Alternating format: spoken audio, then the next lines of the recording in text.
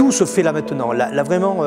La macération, l'extraction pour les vins rouges, dans les premiers jours, c'est fondamental. Il y a une libération des pigments rouges, la libération des tanins, tout ça doit faire des polymérisations, une richesse, une stabilisation de cette couleur et de ces tanins. Pendant les premiers jours, pendant la fermentation alcoolique, il y a un travail phénoménal.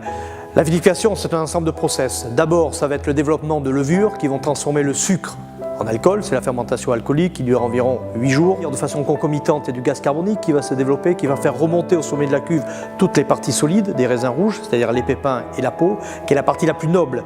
Et donc pendant tout le phénomène de la vinification, ça va être de prendre ce jus clair au départ, de le renvoyer au sommet de la cuve pour qu'il diffuse à travers le marc et que le vin s'enrichisse progressivement en tanins, en couleur et en arôme. Donc si les raisins ont une très belle peau, on pourra faire des très grands vins.